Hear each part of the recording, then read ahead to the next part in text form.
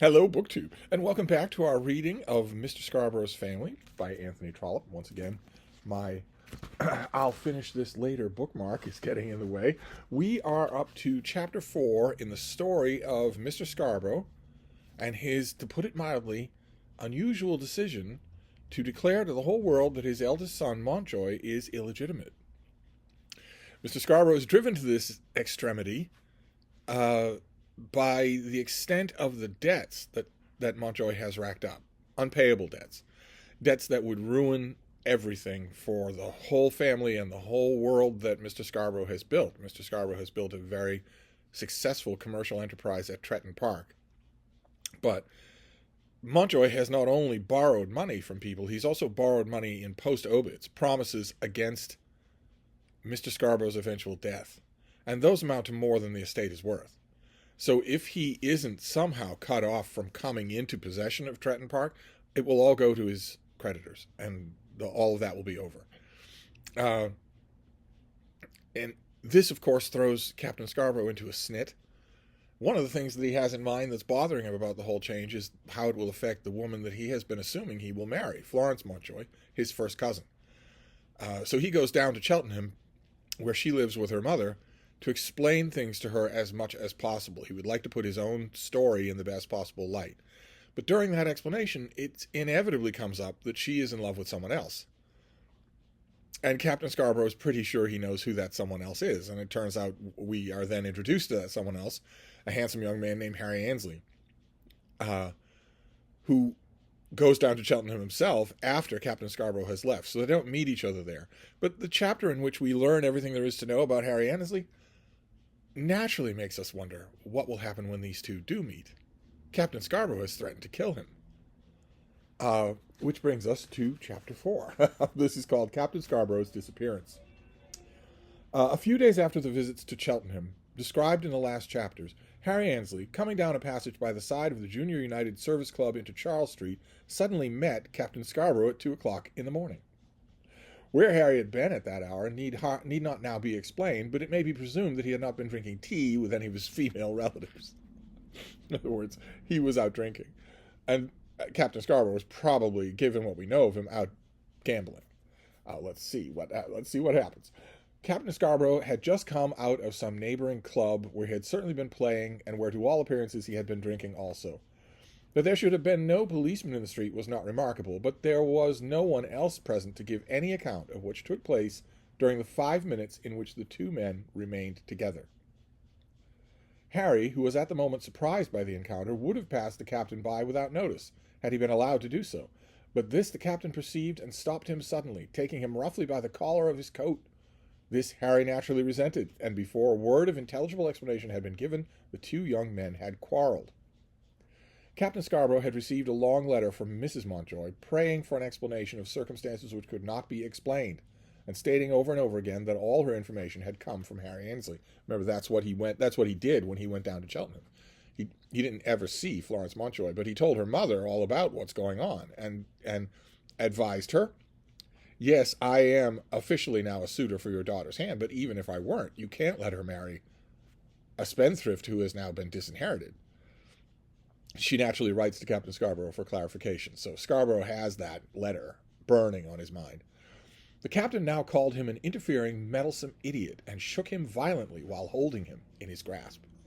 This was a usage which Harry was not the man to endure, and soon arose a scuffle, in which blows were passed between them.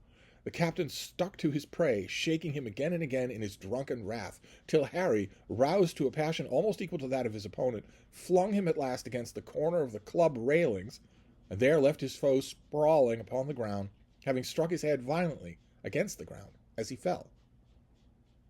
Ouch. Serious injury. Harry passed on to his own bed, indifferent, as it was afterwards said, to the fate of his antagonist. All this occupied probably 5 minutes in the doing, and was seen by no human eye. Notice the subtle things that Trollope is doing here. They're really good. They're really well done. He tells us a couple of times in one paragraph that no one saw this. There was no one there except these two men. But what does he also say that he slips right in there? Harry passed on to his own bed, indifferent, as it was afterwards said, to the fate of his antagonist. which is Trollope's hint to us that this is going to be much talked about. This is not just an anonymous passing in the night.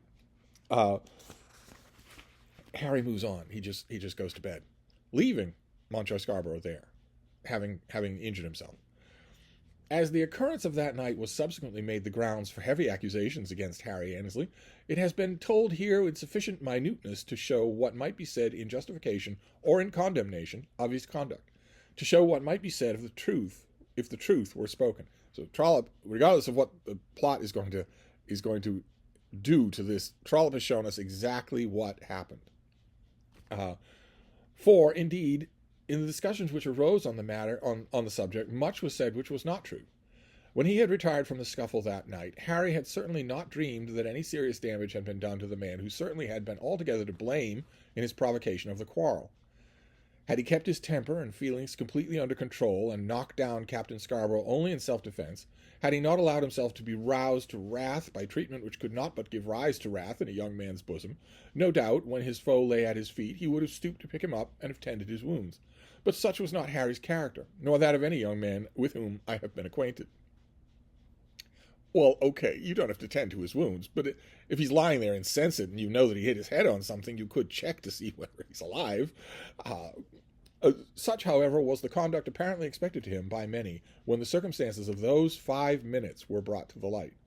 But, on the other hand, had passion not completely got the better of him, had he not at the moment considered the attack made upon him to amount to misconduct so gross as to supersede all necessity for gentle usage on his own part, he would hardly have left the man to live or die as chance would have it. Boiling with passion, he went his way, and did leave the man on the pavement, not caring much, or rather not thinking much, whether his victim might live or die. So that is certainly a fault on Harry Annesley's part, drunk or not, angry or not. You should check to see whether or not your opponent is dead or alive. But there's also something else going on in a paragraph like that. I don't want to be censorious here, but I want us to be aware when Trollope does stuff like this, he is writing for money, keep in mind, and he is serializing this. And there's a lot of hot air being pumped into that paragraph. We'll see other paragraphs like it. I won't always call it out, but notice how different the writing of that paragraph was from any paragraph we've seen so far. Because Trollope knows that the bare bones of what he has to discuss in this chapter is not going to get him where he needs to go. But it's good prose, so I don't mind. On the next day, Harry Annesley left London and went down to Buston, having heard no further word about the captain. He did not start till late in the afternoon, and during the day took some trouble to make himself conspicuous about the town. But he heard nothing of Captain Scarborough. Twice he walked along Charles Street and looked at the spot on which he had stood on the night before in what might have been a deadly conflict. So he goes back to the scene of the crime. Nobody there. Then he told himself that he had not been in the least wounded, and the ferocious, maddened man had attempted to do no more than shake him, that his coat had suffered and not himself, and that in return he had certainly struck the captain with all his violence. There was probably some regret, but he said not a word on the subject to anyone, and so he left London. For 3 or 4 days nothing was heard of the captain. So this is not minor anymore. He's been gone for 3 or 4 days, but no one has seen him. Nor was anything said about him. He had lodgings in town, at which he was no doubt missed, but he also had quarters at the barracks, at which he did not often sleep, but to which it was thought possible on the next morning that he might have betaken himself. Before the evening of that day had come, he had no doubt been missed, but in the world at large no special mention was made of his absence for some time. Then, among the haunts which he was known to frequent, questions began to be asked as to his whereabouts, and to be answered by doubtful assertions that nothing had been heard or seen of him for at least the last 60 or 70 hours. It's the disappearance of Brian Schaefer all over again. It must be remembered that at this time Captain Scarborough was still the subject of a universal remark because of the story told as to his birth. His father had declared him to be illegitimate, and had therefore robbed all his creditors. Captain Scarborough was a man quite remarkable enough to ensure universal attention for such a tale as this, but now, added to his illegitimacy, was his disappearance. Uh-oh. Baby, you do like to upstage Anthony Trollope, don't you? What are you going to do? Huh? What are you going to do? Oh, goodness. Well, that landing spot doesn't seem to be appealing to you. You're going to hop over to your chair. But Frida, I'm not over there. So you're going to realize that. You're going to dig a bed and then realize I'm not there and come back over here. All right, well, right, now let's get back to the scene of the crime. Where are we here? It must be. Oh, right. Uh, well,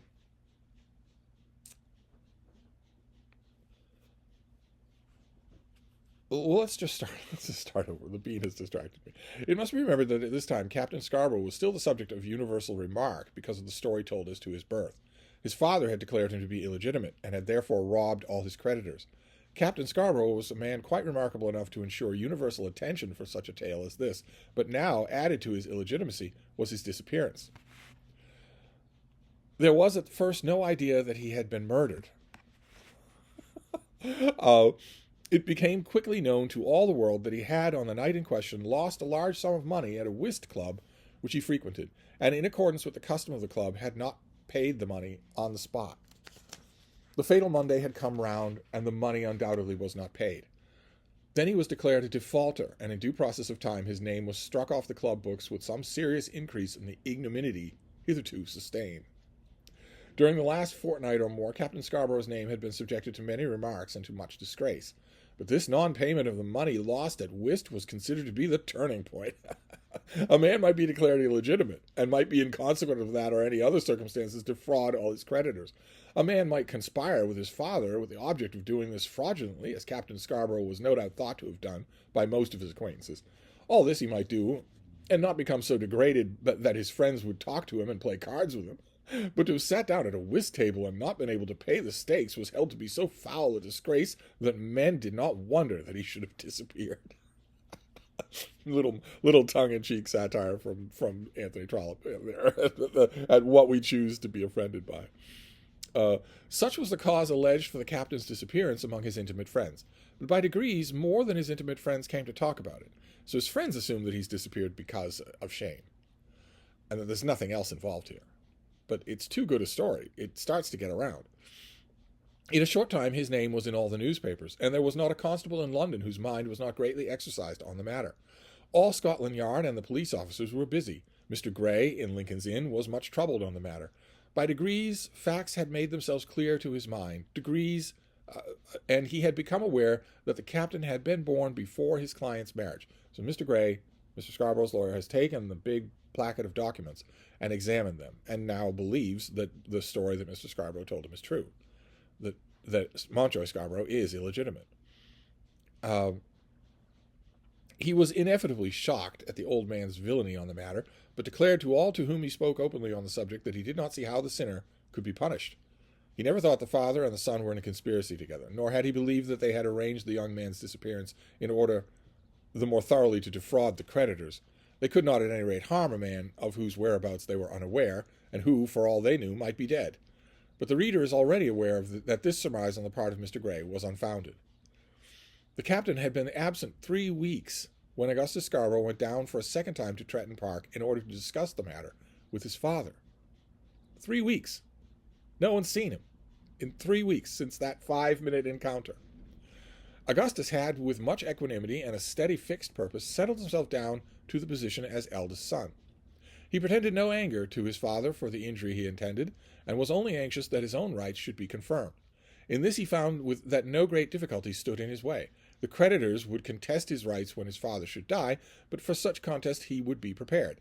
He had no doubt as to his own position, but thought that it would be safer, and that it would also probably be cheaper, to purchase the acquisition of all the claimants than to encounter the expense of a prolonged trial, to which there might be more than one appeal, and of which the end would, after all, be doubtful. So Augustus has sort of decided on a plan of action here, which is to pay off at least part of Mountjoy's debts. No very great sum of money would probably be required. No very great sum of money, at any rate, would be offered. But such an arrangement would certainly be easier if his brother were not present to be confronted with the men whom he had duped. The squire was still ill down at Tretton, but not so ill that he had his wits about him in all their clearness. Some said that he was not ill at all, but that in the present state of affairs the retirement suited him. But the nature of the operation which he had undergone was known to many who would not have him harassed in his present condition. In truth, he had only to refuse admission to all visitors, and take care that his commands were carried out, in order to avoid disagreeable intrusions. Do you mean to say that a man can do such a thing as this, and that no one can touch him for it? This was the exclamation made by Mr. Tyrwhitt to his lawyer in a tone of aggrieved disgust. Mr. Tyrwhitt is one of Augustus's creditors, the largest of them. He hasn't done anything, said the lawyer. He only thought of doing something and has since repented. You cannot arrest a man because he has contemplated the picking of your pocket, especially when he has shown that he is resolved not to pick it. As far as I can learn, nothing has been heard about him as yet, said the son to the father. So with that little bit there, I would have moved it or cut it.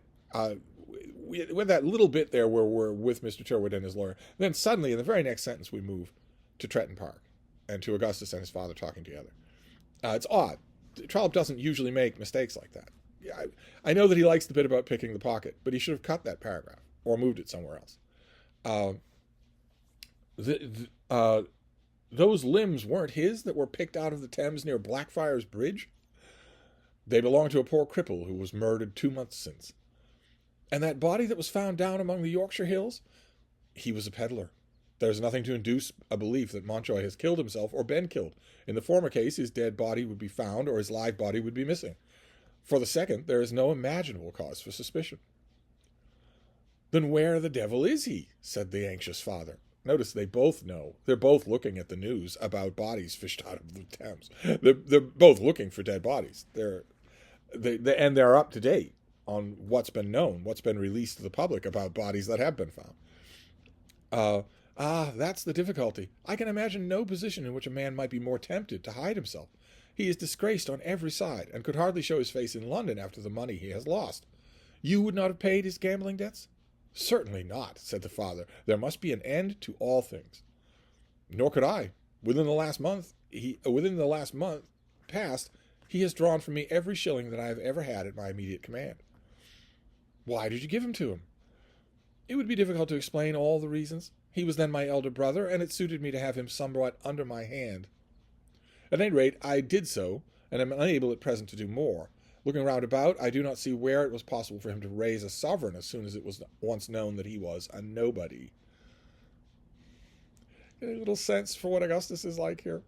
You're going to get more of one, don't worry. What will become of him, said the father. I don't like the idea of his being starved. He can't live without something to live upon.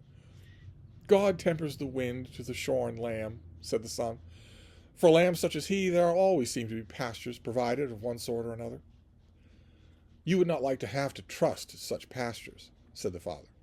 Nor should I like to be hanged, but I should have to be hanged if I had committed murder. Think of the chances which he has had, and the way in which he has misused them. Although illegitimate, he was to have had the whole property, of which not a shilling belongs to him, and he has not lost it because it was not his to own, but simply gambled it away among the Jews. What can happen to a man in such a condition better than to turn up as a hunter among the Rocky Mountains or as a gold digger in Australia? In this last adventure, he seems to have plunged horribly and to have lost over £3,000. You wouldn't have to pay that for him? Not again. Certainly not again. £3,000. Then what could he do better than disappear? I suppose I shall have to make him an allowance some of these days. If he can live and keep himself dark, I will do so. This is Augustus talking about keeping his brother, formerly brother, on a short leash. And talking about that bit about showing up, as a trapper in the Rocky Mountains or panning for gold in Australia, that he would just leave the country, disappear, assume a new identity because you've ruined your old one. There was in this a tacit allusion to his father's speedy death, which was grim enough, but the father passed it by without any expression of displeasure. He certainly owed much to his younger son, and was willing to pay it by quiescence. Let them both forbear. Such was the language which he held to himself in thinking of his younger son. Augustus was certainly behaving well to him. Not a word of rebuke had passed his lips as to the infamous attempt at spoliation which had been made. The old squire felt grateful for his younger son's conduct, but yet, in his heart of hearts, he preferred the elder. He has denuded me of every penny, said Augustus, and I must ask you to refund me something of what has gone. He has kept me very bare. A man with so great propensity for getting rid of money, I think no father has ever had to endure. You have had the last of it. I do not know about that. If I live and he lets me know his whereabouts, I cannot leave him penniless. I do feel that a great injustice has been done to him. I don't see it exactly. Because you're too hard-hearted to put yourself in another man's place. He was my eldest son. Well, he thought he was. "And should have remained so, had there been a hope for him," said the squire, roused to temporary anger. Augustus only shrugged his shoulders. "Well, there is no good in talking about it. Not the least in the world. Mr. Gray, I suppose, knows the truth. At last I shall have to get 3 or 4 thousand pounds from you, or I too must resort to the Jews. I shall do it at any rate under better circumstances than my brother." Some arrangement was at last made which was satisfactory to the son, and which we must presume that the father found to be endurable. Then the son took his leave and went back to London with the understood intention of pushing the inquiries as to his brother's existence and whereabouts. So Augustus Scarborough goes down to Tretton Park, yes, to talk with his father about the whereabouts of Mountjoy Scarborough. But he's also there to get some money. The sudden and complete disappearance of Captain Scarborough struck Mrs. Mountjoy with the deepest awe. It was not at first borne in upon her to believe that Captain Mountjoy Scarborough, an officer in the Coldstreams and the acknowledged heir of the Tretton property, had vanished away as a stray sweet sweeper might, or some milliner's lowest workwoman. But at last there were advertisements in all the newspapers and placards on all the walls. This is a big news story. And Mrs. Mountjoy did understand that the captain was gone. She could as yet hardly believe that he was no longer heir to Tretton, and in such short discussions with Florence as were necessary on the subject, she preferred to express no opinion whatever as to his conduct. But she would by no means give way when urged to acknowledge that no marriage between Florence and the captain was any longer to be regarded as possible. While the captain was away, the matter should be left as if in abeyance. But this in no means suited the young lady's views. Mrs. Mountjoy was not a reticent woman, and had no doubt been too free in whispering among her friends something of her daughter's position. This Florence had resented, but it still had been done, and in Cheltenham generally she was regarded as an engaged young lady.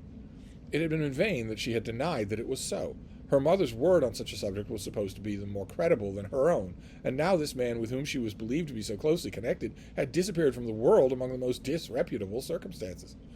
But when she explained the difficulty to her mother bade her hold her tongue for the present, and seemed to hold out a hope that the captain might at last be restored to his old position.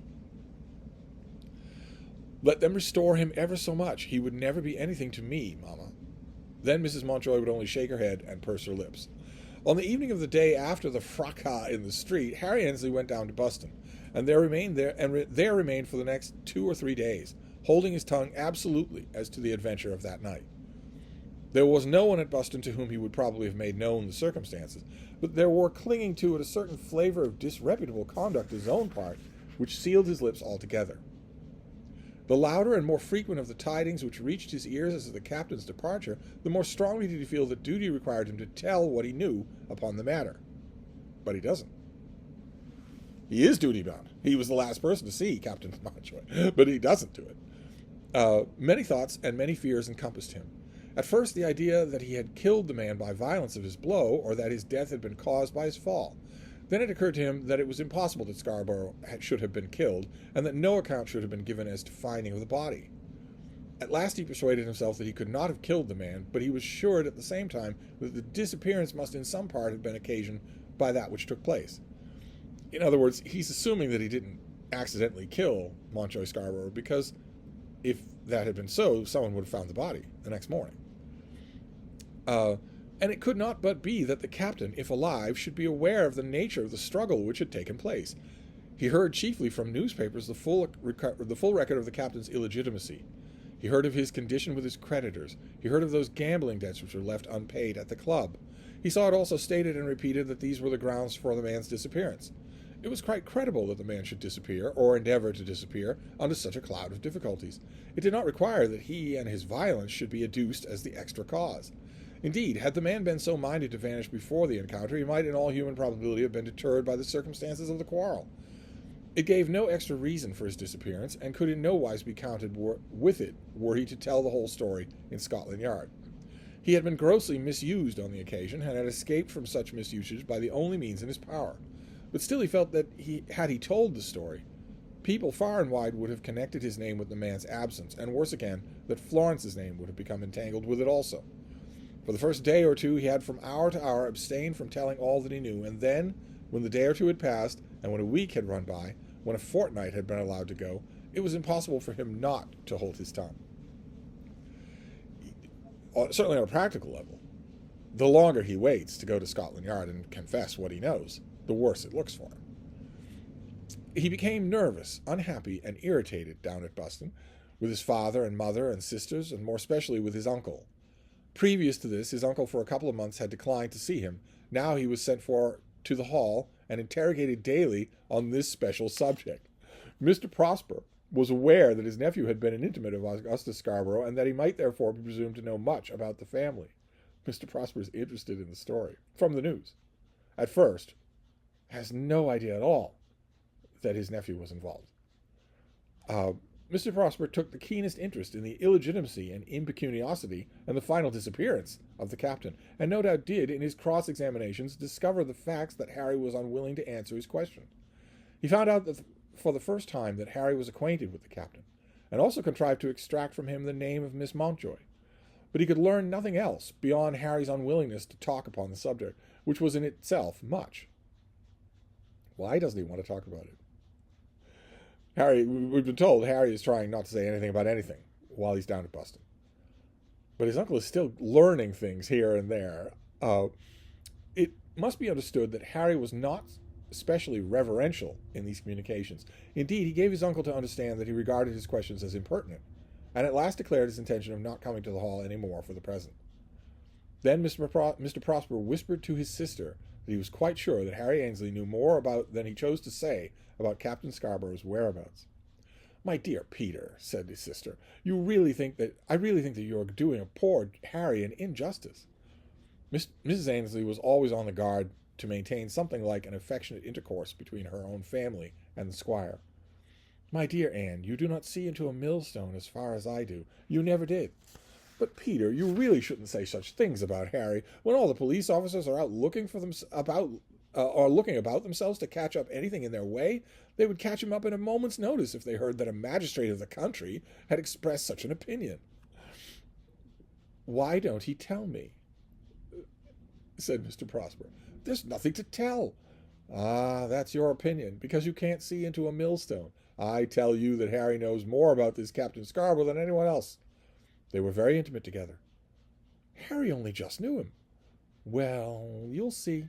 I tell you that Harry's name will become mixed up with Captain Scarborough's, and I hope that it will be in no discreditable manner. I hope so, that's all." Harry, in the meantime, had returned to London in order to escape his uncle, and to be on the spot to learn anything that might come his way as to the now acknowledged mystery respecting the captain. Such was the state of things at the commencement of the period to which my story refers. So that is Trollope wrapping up what he considered to be his prologue material. It is so good, you certainly don't feel like you're reading a prologue. And there you go. The story has been complicated even more. Not only did Harry Ainsley and Captain Scarborough actually meet at 2 a.m. when both of them were drunk, not only did they fight, not only did Harry Ainsley leave Captain Scarborough face down on the ground, insensible, and not only has Captain Scarborough subsequently disappeared from the world for weeks, but Harry's uncle, who doesn't really like him all that much, is starting to sniff, starting to sense there might be a story here. There might be something going on here. Poor Harry. Anyway, we'll move on next time to the next chapter. I'll see you all then. Thank you, Book 2.